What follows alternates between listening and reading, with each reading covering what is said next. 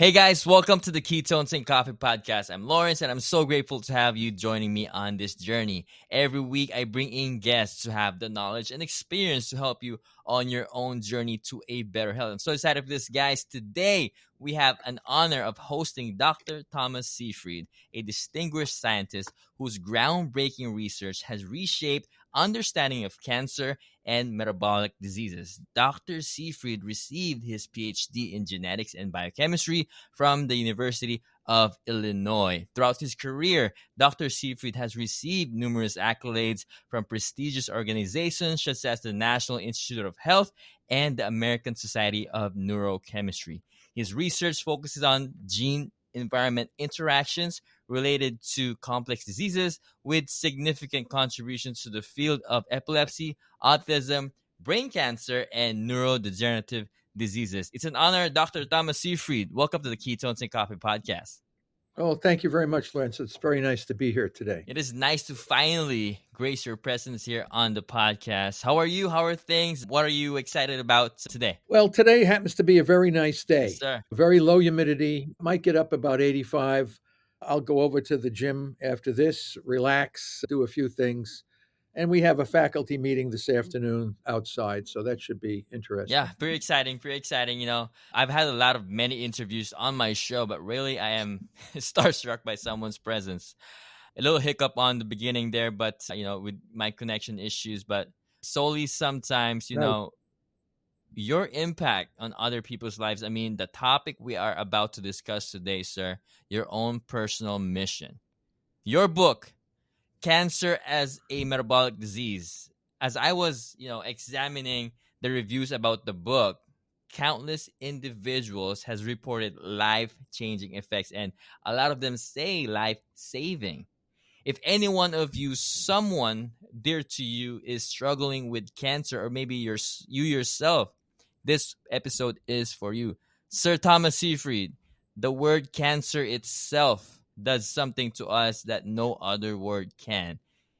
It's one of the most devastating disease known to man. The current research tells us that some of us are genetically predisposed to developing cancer, and we all know someone that has been affected by this disease.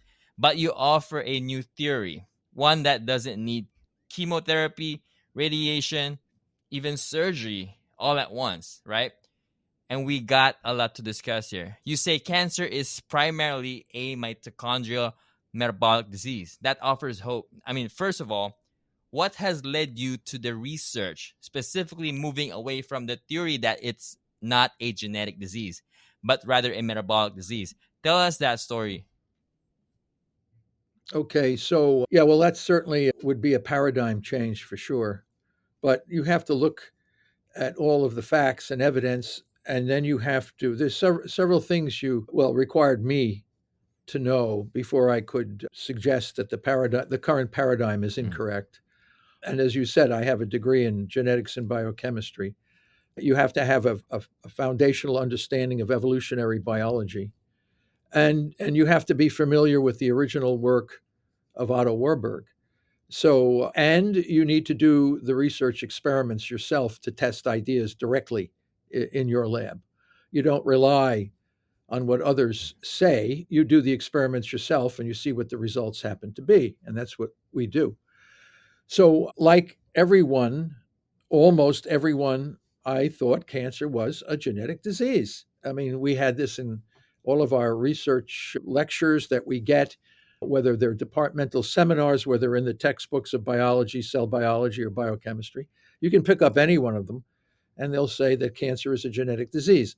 And then, of course, on the National Cancer Institute website at the NIH, it says cancer is a genetic disease. Who am I Right.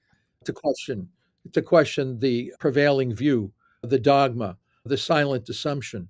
But I started seriously questioning that when I started to see research in my own lab that treating animals that have tumors with calorie restricted diets cause significant reduction in the rate of growth, the inflammation around the tumor, and many other, and the increased death of tumor cells. And we linked that to a reduction in blood glucose levels. And I thought this was a great observation. And then I realized that Otto Warburg had made similar suggestions in the 1920s and 30s, publishing a seminal review paper in 1956, clearly saying that cancer was a metabolic problem, not a genetic problem. Problem Mm. is the field had already spent billions of dollars hunting for genes in cancer. And there's no question that most cancer cells have genetic mutations. That we're not, this is a fact. Cancer cells, most of them have genetic mutations. But the question is, are those mutations responsible for the dysregulated cell growth, or is it some problem with energy Mm. metabolism? And of course, the geneticists say the abnormal energy metabolism is caused by the gene mutations. On the other hand, that's hard to understand how gene mutations could actually influence the amount of ATP energy within the cell, because that was a mitochondrial driven process. So it turns out that I started to look at this and do a deep dive on Warburg's theory, and it turns out that Warburg said all cancers initiate from an insufficiency of oxidative phosphorylation linked or coupled to a compensatory energy through substrate, or I should say fermentation. Fermentation is energy without oxygen. So, and we know this, everybody knows this. So, okay, we have gene mutations and we have tumor cells arising or can live without oxygen. And, it's very interesting. I always tell everybody this. If you take cyanide, what cyanide is, a very toxic poison. Cyanide kills people very quickly, animals, any organism that's using oxidative phosphorylation, breathing Mm. air to get energy. Cyanide blocks that and shuts it down and will kill very, very quickly. Warburg said a long time ago, and we validated what he said, cancer cells live in cyanide, can live in the presence of cyanide. That tells me right there they're not using oxygen for energy. And they also grow in the absence of oxygen. This is hypoxia. So cancer cells, well, how are they growing and living without using oxygen as a source of, like we breathe Mm. oxygen in and we generate energy. We exhale CO2, the breakdown products. These damn cancer cells Mm. are living without oxygen. That's very interesting. So, and it turns out Warburg said because their mitochondria are defective. And people say, oh no, Warburg was wrong, most of the field says, because cancer cells consume oxygen also. But the problem with the cancer cells, they're consuming oxygen, but they're not using it for Mm. energy. This is what we found, which then throws a stick in the spoke of the field. And then we went back and we found some papers saying they can't find any mutations in some cancer cells. Well, that's not consistent with the somatic mutation theory of cancer. Mm. So then they said, the field, of course, says, oh, well, not all mutations are causing cancer. Only the driver mutations cause cancer. These are the really important ones. So new research now is telling us that we have driver mutations in all through our body in cells that never form cancer. So that's inconsistent, again, with the theory. Every major cancer we've looked at has damage in number, structure, and function of mitochondria. That seems to be the commonality. And then you say, well, where did all these mutations come from? And the answer is when oxygen comes into a tumor cell, not using it for energy, they form reactive oxygen species these are reactive radicals, and they Mm. damage DNA, RNA, and proteins. So the mutations that we see in cancer cells that the field is constantly targeting or looking at are all downstream effects.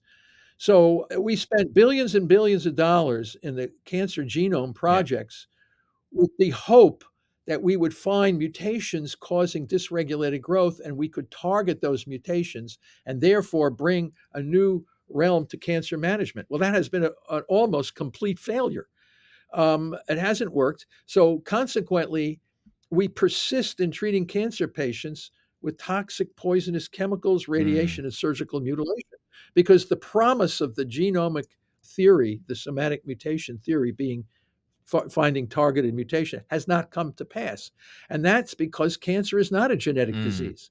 It's a mitochondrial metabolic. What does that Yep. mean? All cancer cells must get energy from fermentation, which is energy without oxygen. So the question then, what's driving this fermentation energy? And we and others have found it's glucose and glutamine. The sugar glucose and the amino Mm. acid glutamine are both fermented to generate ATP energy for the dysregulated growth. And they can't burn fatty acids or ketone bodies. Cancer cells cannot live on fatty acids or ketone bodies in the absence of glucose and glutamine. So that tells us Mm. clearly how to manage cancer without toxicity. Problem is the rest of the world has not opened their eyes or understood what I have just told. Simple. You've explained that to me within 5 minutes, and I could understand it. It's simple, and there's evidence there, and it is I feel like the inconsistency you found in the research drove you to seeking answers. But I want to know, why were you examining caloric restrictions versus the progression of cancer or the growth of cancer? What initiated that? Well, we worked in the field of epilepsy Uh-huh. for years, and we knew that ketogenic restricted ketogenic. I showed the folks that the ketogenic diet was working in children predominantly because it was lowering blood sugar. Mm. And when we were lowering, and the kids would eat ketogenic diets and their epilepsy would go away. Why did the epilepsy go away? And the answer is because we reduced blood sugar and elevated ketones. And you can see a child that might be managed without having seizures will drink a glass of sweet orange juice or something Mhm. like that. And within 30 minutes, they'll explode into an Mhm. epileptic seizure, and their blood sugar shoots up, and then they explode into an epileptic seizure. So it was clear to us that the management of epilepsy in children using these ketogenic diets was related to the lowering of glucose and the elevation of ketones. But the mechanism in the brain by which lowering glucose and elevating ketones blocks electrical excitability in parts of the brain, the molecular mechanisms for that are still not completely known. However, the cancer, we know exactly what's going Mhm. on, very close to the understanding more completely than epilepsy for sure. When you lower the blood sugar, cancer cells need fermentable fuels. Glucose is a prime fermentable fuel. And therefore, you're shutting down one part of their energy metabolism. The other part, which wasn't clear at the beginning to us, how that was working was the glutamine fermentation, the fermentation of the Mhm. amino Mhm. acid glutamine. And Warburg knew nothing about that either. And therefore, he ran into a lot of controversy and a lot of misunderstanding because he couldn't figure out where some of these cancer cells, even though you lower blood sugar really low, they were still hanging on and still growing. Well, where are they getting their energy from? And he didn't know about the Glutamine, yeah. glutamine issue. And now we're the ones, everybody knew glutamine. They all thought it was respired. We're now showing that the glutamine is fermented, which means getting glutamine, the energy out of glutamine without oxygen. That's the big breakthrough in the cancer field, as far as I can see, which Warburg did not know about. And right now, the 95 or 99% of the cancer field Mhm. also cannot Yeah. understand that. Well, they either can't understand it or they can't believe it. Yet we have evidence now. We just published a major paper on this. And my colleague, Christos Chernopoulos from Semmelweis University, he has documented this in cancer cells. So we have clearly now, we know how cancer cells are getting energy for the dysregulated growth. So all we have to do is target the availability of the energy, Mhm. and you can shut down these tumor cells for the most part. We'll talk about glutamine there in a second. I want to break this down for our listeners here. I want to talk about this metabolic theory that we have here. Obviously, there's a lot of evidence showing that, showing a lot of promise. A lot of people talking about how, this is a life-changing transformation, right? Just reading your book, Cancer as a Metabolic Disease, you outlined the data on that book from 2013, 2017. The percentage increase for cancer deaths is greater than the increase for newer cases. And you call it a failure of monumental proportions. I mean, something is off, and you found a way to finally, seek answers. And, basically you're seeing we're losing the war. And your research shows that there is a fundamental misunderstanding of what the nature of the disease is, right? And you're basically saying we got it all wrong. What cancer really originates from and what can be argued about it is being the reason why it's only getting worse. But I wanted to ask you, how did they get it wrong if the research seems conclusive of the evidence that it's a genetic disease, right? It's when you read the research papers, it seems very conclusive, right? What made you challenge the conventional wisdom there? I know we talked about you starting from, your studies with epilepsy. right? And you connected that to how our understanding of where cancer originates from. Did they get it or wrong? I want to know their perspective, and how are they not open to this idea? Well, those are very important questions, and they go to the core of how science Mm-hmm. advances. And I look at it very similar to the Copernican revolution, when for 1800 years, scientists and astronomers thought that the Earth was the center of the solar system. The work of Aristotle and Ptolemy and other astronomers at that time could not completely explain how planets and celestial bodies, their motion through the heavens, was always challenged, and the field and the systems kept doing more and more studies to try to better calculate how heavenly bodies were moving, but there was always some problem that could not explain clearly how everything was Mm-hmm. moving. But they persisted and persisted and persisted for 1800 years in doing these experiments that were never able to completely define this until Copernicus realized that if the Earth is in fact moving and travels around the sun together with the other planets, you could actually explain the mathematics and you could explain the Mm-hmm. movement. We're in a very similar situation here with cancer. The field has become indoctrinated and dogmatic in believing that mutations are the origin of the dysregulated cell growth. The strongest evidence to say that cannot be the case is the nuclear mitochondrial transfer experiments, which I've published in my book. And I wrote a paper on this specifically showing the field that if you take the nucleus out of a tumor cell that has all the mutations in the nucleus that are supposed to drive the dysregulated growth, and you transplant that nucleus into a non-cancerous cytoplasm containing normal mitochondria, the results, the offspring of those cells have normal growth. They don't have dysregulated growth, even though the mutations in the nucleus still are there. On the other hand, if you take the nucleus from a normal cell and transplant it to a tumor cell cytoplasm with abnormal mitochondria, the offspring of those is neoplastic, dysregulated cell growth.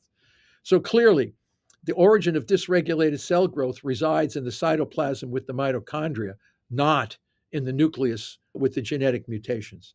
That's the strongest evidence. That's the same power of Copernicus putting the sun in the center of the solar system. It's that powerful. Now, of course, what happened when Copernicus did that? Galileo immediately started to use the telescope to confirm Copernicus's theory and was house arrested.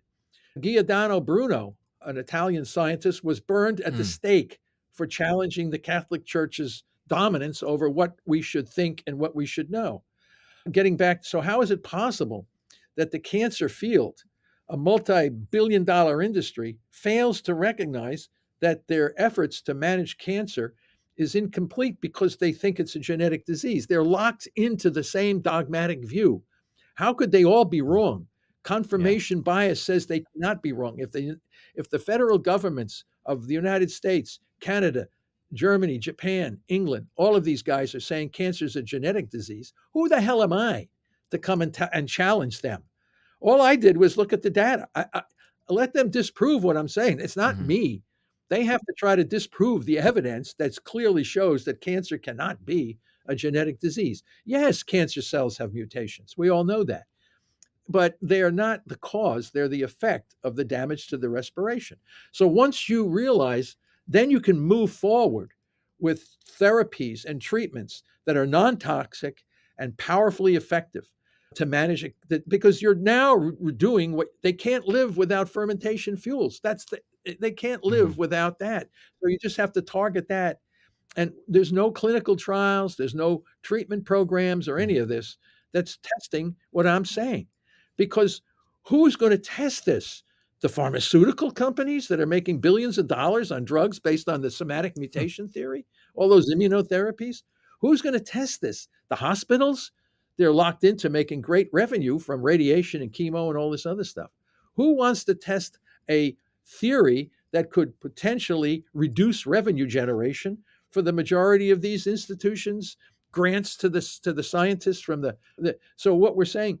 So you have to what people do in the past is you ignore what I'm Mm, saying.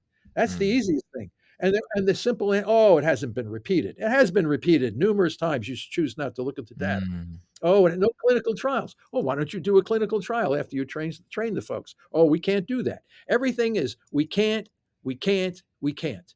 Okay. So when you get the deniers and the soothsayers and all those other guys out of the way, those guys just get out of the way. Let us move forward, and we'll be able to. I'm not saying we can cure cancer. All I'm saying is we can provide an outcome far superior to what people are currently experiencing today. and since you've compared it to 1800s research, it's bound to change, right? And you alluded to the fact that it all comes back to the lack of knowledge on the biology of the disease, right? From your Well, Mhm. it's not that they have a lack of knowledge. These guys are well-educated Yeah. folks.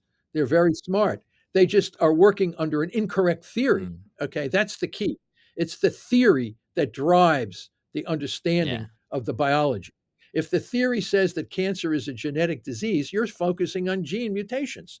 You're not focusing on mitochondrial insufficiency of oxidative phosphorylation or the dependency of those cells on the two fuels. And when I tell folks that why don't you take away the glucose and glutamine in the media that you're studying, they say, oh, we can't do that because the cancer cells will all die. And I Mm, said, yeah, that's the whole thing. You won't have anything to study if you take away the two fuels that drive the dysregulated growth. Now you have to play this in the living system, of course, and we've worked out the press pulse therapeutic strategy, which adopts that concept to treating cancer patients. it's So and it's working on the people that are doing it in the isolated places where they do it. Most of them, not all of them, most of them do much better. The cancer mm, goes either becomes much reduced in rate of growth or it goes into some sort of mm, stabilized state and sometimes might go away, at least for the short term. But we've people are there. I don't know how many years. Pablo Kelly's out 10 years now. His cancer never went away, a brain tumor. mm, He's had 3 surgeries on a glioblastoma, but he's still alive. You don't usually live but a year or two with that, mm, and he's out 10 years now. So was he cured? No. Is he living a hell of a lot longer than everybody else? You're damn right he is. mm, mm. And it's a classic. They're not looking in the right place, right?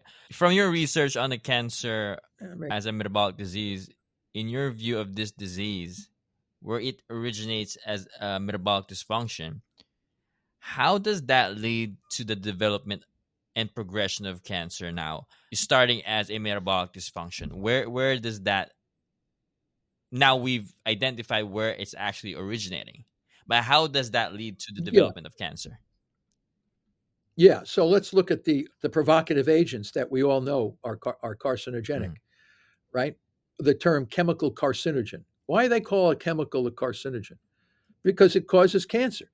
Okay, asbestos, and we found various these various chemicals. We call them carcinogens. So I went through all the list of carcinogens, and every one of them damages the structure and function of the mitochondria, the organelle responsible for generating energy through oxygen. So, in the case of a carcinogen, what happens is the energy coming out of the mitochondria is compromised. And in order for the cell to stay alive, it has to compensate with upregulation of substrate level phosphorylation, which is an alternative source to oxidative phosphorylation. I don't want to get too complicated on this. It's just a fermentation metabolism. Okay. Now, what controls the differentiated quiescent state? Suppose you have your liver, for example. We'll use that as an organ, and it's exposed to chemical carcinogen, and all of a sudden you see a population of cells growing out of control in the liver. What caused those normal liver cuboidal cells, hepatocytes, let's say, to start growing out of control? mhm, So when you look at them, you find that the mitochondria are dysfunctional and damaged, and they're fermenting. Okay, how did that happen? How did the chemical carcinogen cause a bunch of cells in the liver to start growing out of control? So, what is the organelle that controls the stable and differentiated state? And it's the mitochondria.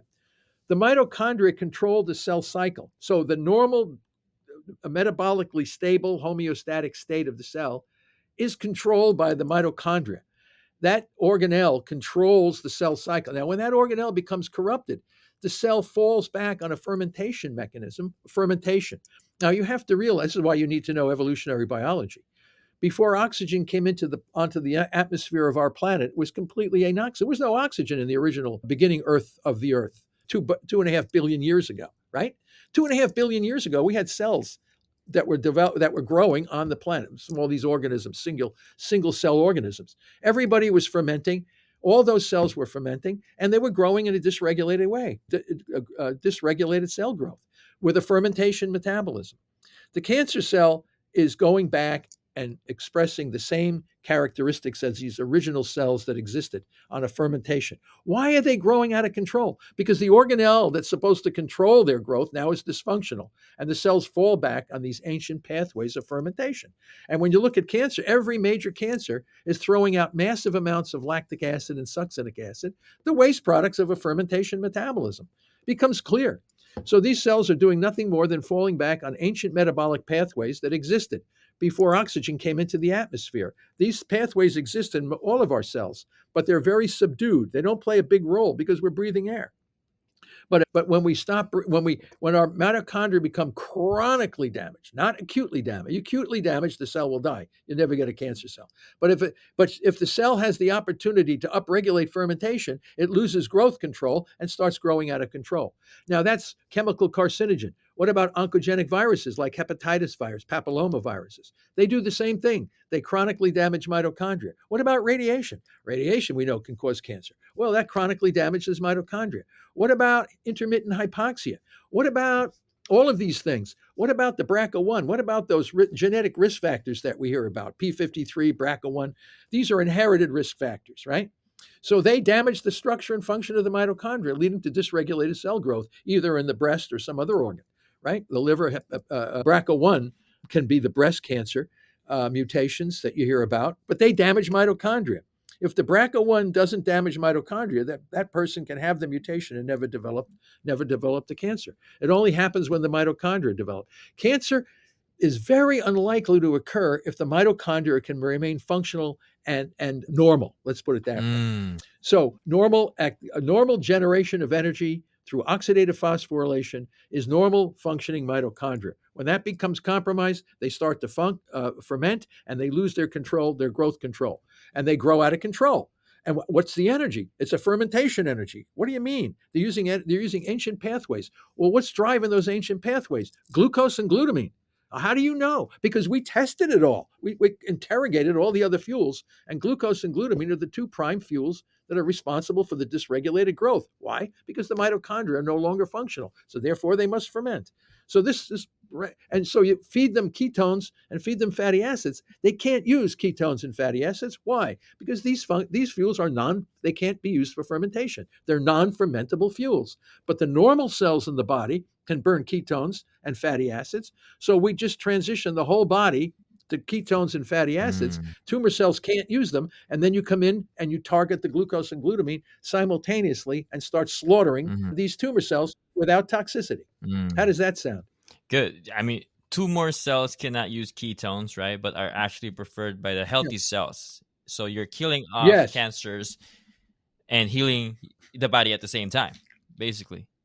That's right. That's right. And when you use ketogenic metabolic therapies, you not only get rid of the people that we see oftentimes have type 2 diabetes, they're obese, they have all kinds of other hypertension, all this kind of stuff. A lot of that stuff goes away along with the cancer because they're all suffering from a chronic problem, the chronic energy disruption. And in some kinds that causes dysregulated cell growth. Other times it causes type 2 diabetes, hypertension, all these cardiovascular disease, dementia. It's unbelievable. So as long as you can keep your mitochondria healthy, you can avoid a lot of the chronic diseases. The problem is our diet and lifestyle today often stand in the way as an obstacle to prevent us from getting cancer in the first place.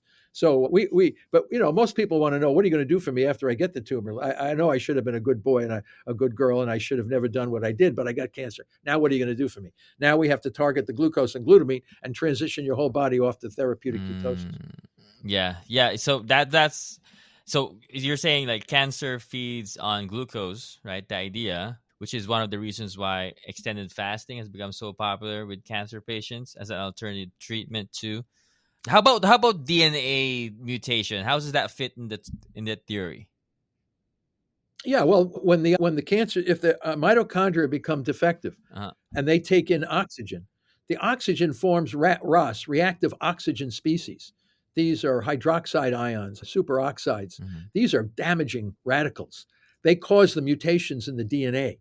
So the mutations in the DNA, what is the provocative agent causing the mutations in the DNA? And that's Mm. ROS. ROS are carcinogenic and mutagenic. Hundreds and hundreds of papers in the scientific literature showing that ROS, are carcinogenic and mutagenic. Okay, carcinogenic and mutagenic. So where do they produce? They produce in damaged respiration, damaged mitochondria, dysfunctional mitochondria that are insufficient in oxidative phosphorylation form these ROS. The Mm. ROS then damage the DNA, causing the mutations that everybody's all excited to see and chase. Mm. But they're all downstream effects of the damage to the oxidative phosphorylation. But and how are the cells growing? They're growing like crazy with all these DNA mutations. What's driving their energy? How are they growing with all these mutations? Because they're fermenting. What are they fermenting? Glucose and glutamine. Why don't we take away the glucose and glutamine and we can kill the cell regardless of the mutations they have in the nucleus? Uh-huh. And that's exactly what we see. Okay, so we know how to take away glucose. How do we take away glutamine? We have to be very strategic because glutamine is considered a non-essential amino acid, but for the cancer cell in the immune system, it's an essential amino acid. Yes, so you have to be strategic, dosage, timing, and scheduling. You can't go in there as an ignoramus, as a bull in a china shop, and just try to take away everybody's glutamine. You strategically target it and then pull off, target and pull off, while you keep the chokehold on the glucose. We don't need glucose. Glucose we can replace glucose with ketone bodies. There was an interesting study some years ago by the scientist Drenick. He took morbidly obese guys and he fasted them for 21 days, where their blood sugar went down and their ketones went way up. And then he injected them with insulin. Can you believe this? Hmm. So whatever little glucose was in their bloodstream, it kind of disappeared. It went down to 9 milligrams per deciliter, which everybody would consider death. 0.5 millimole. I mean, this is like barely detectable. And these guys are walking around fine. No cognitive decline, no abnormalities. And it was because the brain and the rest of the cells switched over to fatty acids and ketone. Brain burns ketone bodies, liver can burn fatty acids. So it shows you how low you can get glucose. And then the normal cells of your body will take up what little glucose might be available, indirectly starving the cancer cell of its glucose. But it can still hang on because it might suck down a little bit and ferment a little bit of the glutamine. So then you just pulse the glutamine with glutamine drugs. And some of these drugs are parasites, anti-parasite drugs. Turns out that the cancer cells and the parasites use a common metabolic pathway. So if you kill parasites, you can kill cancer cells with the same drug. This stuff is unbelievable. I mean, Mm. if the field knew what I just said, we would be dropping the death rate of these cancer patients significantly within a very short period of time. The problem is what I just told you either doesn't want to be recognized, it's too complicated, or I don't want to know about it. You know who wants to know about what I'm saying? Mm. The cancer patients Exactly. want to know what I'm saying. But you go to the oncologists, and they have never heard of anything that I had just said. And many of them don't even want to know about it. They think glucose has no role in cancer. They think fasting has no role in cancer. Never heard of the glutamine issue. They say, oh no, eat Infamel, eat candy, and all this kind of stuff. I mean, this tells you how far out of touch the oncology community is. And these are good folks. They've just been trained the wrong way. They want to help their patients, not hurt their patients, but they've just don't haven't had this information in their training. And once they do, we're going to see a monster change, very rapid change in the outcome. I mean, you did call it the future of cancer treatment, right? Oh, Mm. absolutely, absolutely. It will be the new standard of care. Mm. It just has to be understood. Yeah. And your job is to sometimes these podcasts push the information out. Where will the change come? That's the question. Mm. The change must come from the patients themselves. Mm. The change must come from the population of people that suffer the greatest from this. It's not going to come, I don't think, from the top medical schools or the pharmaceutical industry. because they have too much. They're comfortable. They're very comfortable in their current status. Mm-hmm. And I get calls from dozens and dozens of physicians who actually get cancer and they're stage 4. They're coming to me to get information on how to manage their cancer, because radiation and chemo and surgical mutilations, they certainly can help some people. But even if you survive that, you pay a significant price. Right. Your body has been poisoned and irradiated and mutilated, and your quality of life is sometimes not always optimal after Mm-hmm. surviving toxic treatments, whereas metabolic therapy can eliminate a lot of that. And the other thing you have to realize, we don't throw out all the standards of care. We're finding that these chemicals, these chemotherapies, maybe even immunotherapies and radiation therapy have a much greater therapeutic benefit when the patient is in nutritional ketosis. So even getting the patient into, not only will the patient start killing their tumor cells, they'll be much more responsive to the chemicals and treatments of the standard of care. So it's going to be a hybrid transformation as we move from Mm-hmm. from an incorrect theory to the correct theory of what the Yeah. disorder actually is. So what does that look like, a hybrid treatment? So we combine the drugs that target glutamine and then a ketogenic therapy, which eliminates glucose. Yeah, w yeah, what we do is we bring patients in and we do a comprehensive blood work. Mhm. We find out how close or far they are from optimal physiological state, what we call optimal metabolic state. We have to bring that patient back into some level of metabolic Mhm. homeostasis, and once they're in this metabolic, and that could be eating zero-carb diets for a week or 2, you can start to see the glucose go down, the ketones go up, the patient generally gets healthier. Then you bring in either standards of care, some chemicals that are currently being used, or you can use small dose of radiation depending on the type of tumor that it is. Everything responds better when the patient is in nutritional ketosis. And then you can bring in the glutamine targeting drugs. And that has to be known. We dosage timing and scheduling have to be optimized. And that's what we're doing here in my lab is we're optimizing dosage timing and scheduling for the different diet drug combos, which will eventually be the standard of care. Patients are going to have to know this. There's no pill that will be able to do what metabolic therapy can do, but a pill can work remarkably well with metabolic therapy. So it has to be a combination. Because don't forget, it took a long time for that person to go from a state of health to ill health and having cancer. So to turn that whole system around requires some effort on the part of the patient. So the patients themselves have to play a significant role in the transformation of their body from ill health to health. So in order to have success, the patient must play a significant role in this process. They're no longer sitting there as bystanders for being treated with chemicals and radiation. With metabolic therapy, a large part of the success depends on the motivation of the patient. That's right. That's right. So there are a lot of testimonials from countless, uh, success stories. And you already alluded to one. Any specific success stories? Another success story that come in mind that you might share with us today. Well, we have Maggie Jones, who's Mm-hmm. writing the Cancer Revolution documentary. They're producing a professional documentary. Brad Jones, the husband, Brad, Mm-hmm. is a professional a movie maker in the documentary field. And they're collecting dozens and dozens of stage 4 terminal cancer patients and having every one of those stories told by those Mm-hmm. patients. And, all of them in one way or another lowered glucose and elevated ketones.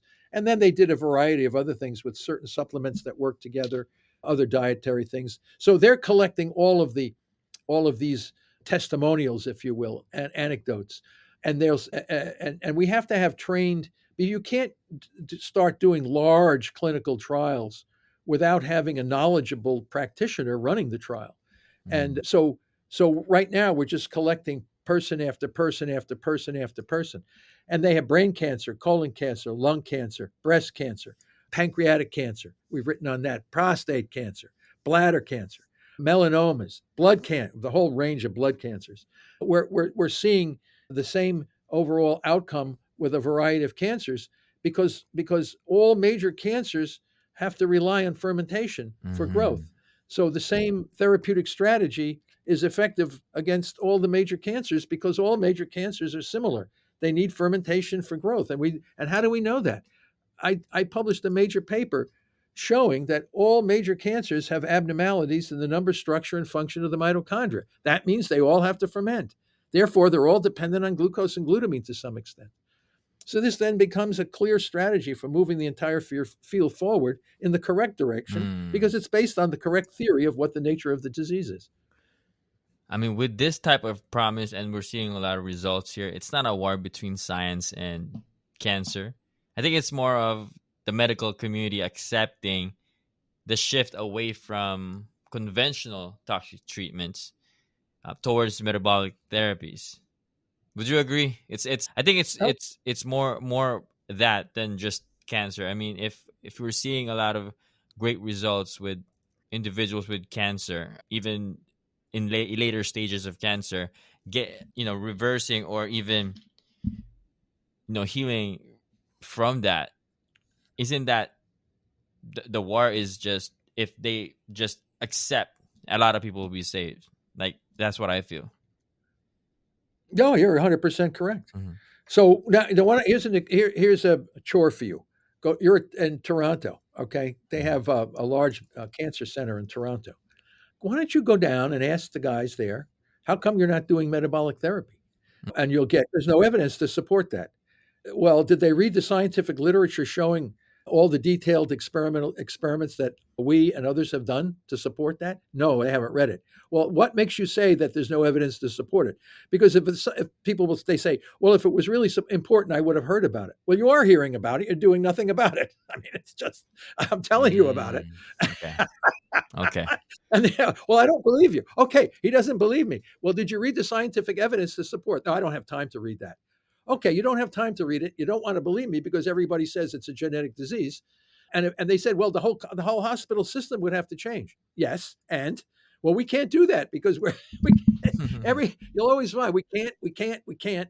No, they're not familiar with the scientific evidence. No, they never heard that glucose drives dysregulated cell growth. They know, oh, no diet can help cancer. Just take my radiation and chemo, and this is the way everybody does. And they just walk like sheep, dozens and dozens of folks walking like sheep into these institutions. Yes, a lot of them survive.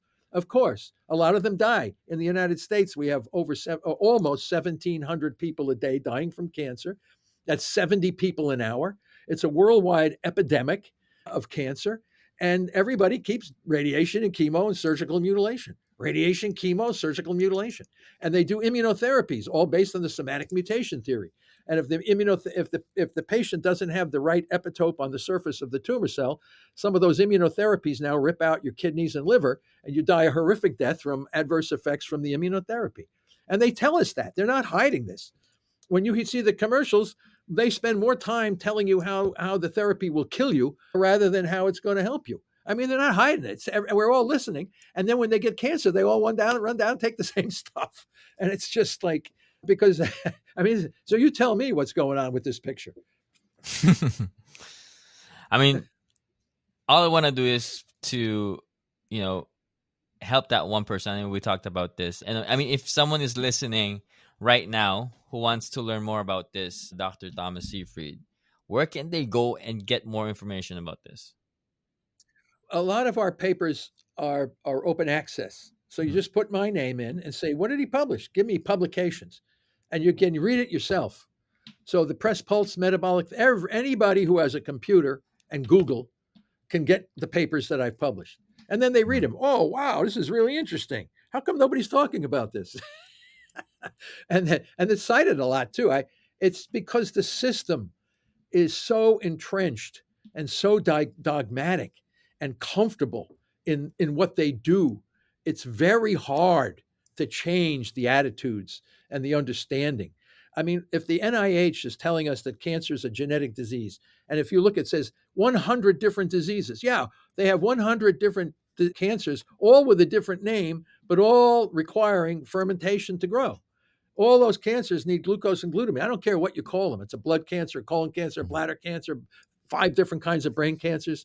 They all ferment. How do I know that? Because we did all the studies. We looked at Mhm. all the evidence in the literature and put it all together in these big papers. And so if you don't read the papers and you can't understand what I'm saying, then the status quo will persist. It's only when the people get outraged and they start beating the doors down and saying, I want metabolic therapy. And if you can't give it to us, and we're writing a treatment protocol as we speak, a really detailed treatment protocol for cancer. We have to publish that.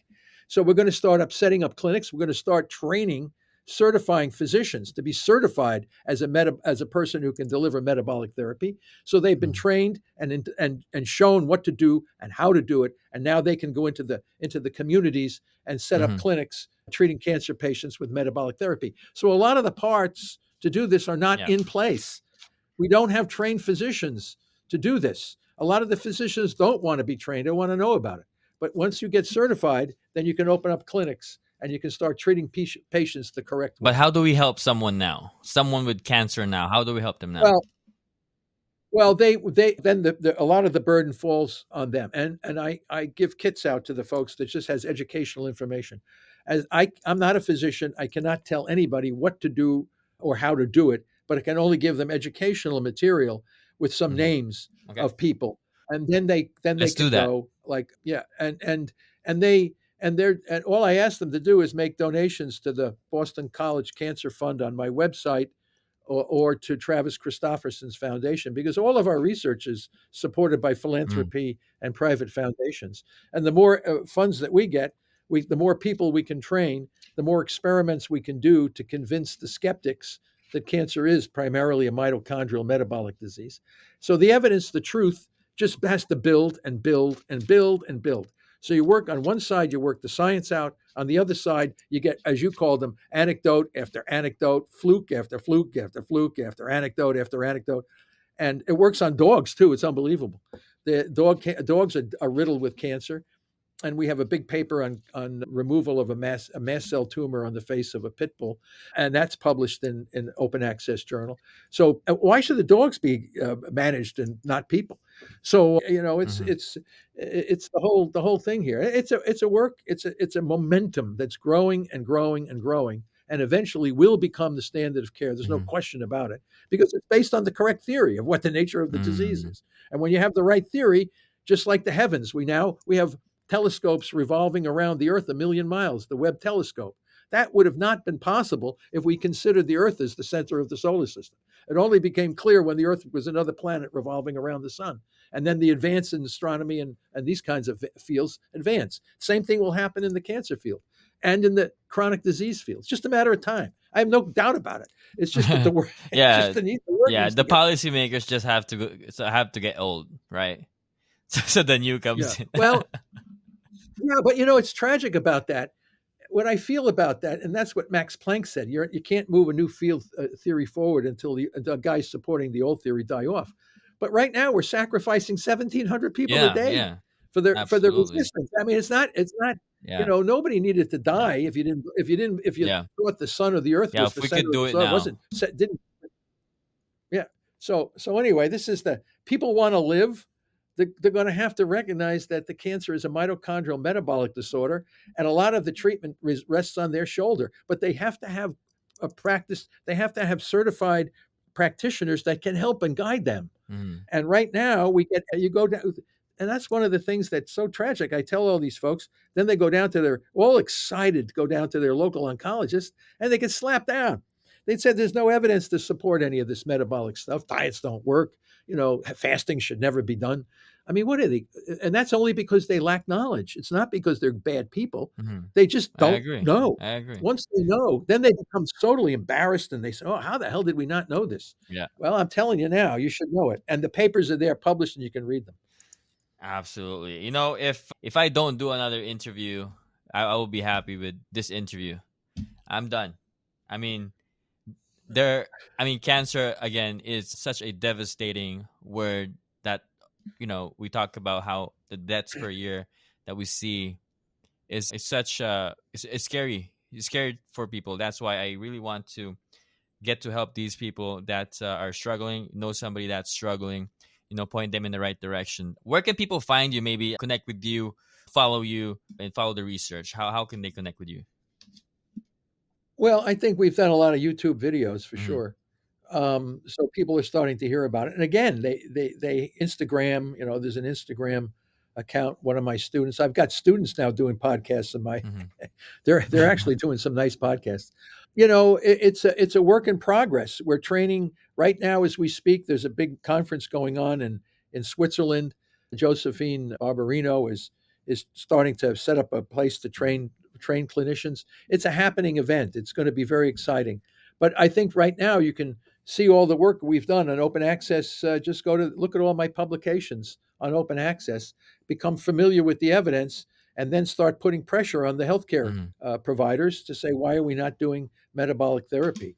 And supporting the research that we do. And it will eventually benefit all mankind, everybody. There's no country that has no cancer. Mm. Now, there are some actually primitive peoples living according to their traditional ways. Cancer is much less. Mm. They're not. It's diet and lifestyle. Yeah. Once you realize that we're not getting enough exercise, we're under stress, we're eating highly processed foods. All of these impact negatively on the mitochondria in some organ and some tissue, leading to dysregulated cell growth or obesity or type 2 diabetes or cardiovascular disease or hypertension or high blood, all of these things, Alzheimer's disease. So again, we put them all into the chronic disease, and you're 100% correct. Cancer is a frightening disease only because to treat it, you have to be poisoned, irradiated, and mutilated. And people don't want that. They want to know Hmm. that there's another way that we can manage this without having to suffer like that. And if that doesn't kill you, eventually the cancer will kill you. But Hmm. 50% of the people are dying from the treatments rather than from the disease. It's a terrible tragedy. Yeah. So people have to know that things can get a lot better once they Mm. understand that the new theory that cancer is a mitochondrial metabolic disorder. Even though this podcast recording is, there's a lot of passion here because we believe that we have to change, the system, right? But this episode's offering a lot of hope for a lot of people, and I feel like, if we can just help that one person, spread that word, and we're doing the same. We spread that word, support Dr. Thomas Seyfried's foundation, and we'll link everything down in the description box below so you guys can support Dr. Seyfried's foundation Also, there. there's one Mhm. there's one more thing. I wrote only one book. I Yeah. never wrote any of those summaries. People should need to know that. Some of those are pirated things. They say I Uh-huh. wrote them. I did not write them. So you have to realize the book that you mentioned was the only book. It's not cheap. It's not $19 or any of this stuff. I Yeah. feel really bad when people say, "Oh, I got your summary and I didn't. It was full of misspellings and wasn't clear." Yeah. I didn't write that. I wrote only one book, and people should know that because they're all Mhm. buying these little review things that are not written in the quality of writing that I have. Yeah. Yeah. So it's kind of just put together. So yeah, so this is yeah, we're working on this, and we're not going to go away anytime soon, and we're Yep. going to push it until the system changes. Yeah. Obviously, I'll do the same. We'll link the book down in the description box below so you guys can check it out. Buy your book. Cancer is a metabolic disease. Is that right? Let me see. It's Yep. cancer as a metabolic on the The origin, cancer management, and as a metabolic prevention. disease. Yeah. Yeah. Absolutely. We'll You know, link it down in the yeah, description box yeah. below so you guys get that book. John Wiley, yeah, John Wiley Press. Get that copy. Get that copy. Well, thank you so much, Dr. Thomas Seyfried, for coming on and sharing your story and sharing your knowledge here with us today. I believe that we are going to help that one person, right? And if you have a chance to check out Dr. Thomas Seyfried's book, go ahead and check it out. Get your own copy. Learn about the metabolic disease, mechanism. Educate yourself about it. There's nothing better than getting some more information about this, and so you can empower yourself with that knowledge. Dr. Thomas Seyfried, thank you so much. Oh, thank you very much. Nice to be here. Awesome. Thank you. Bye bye.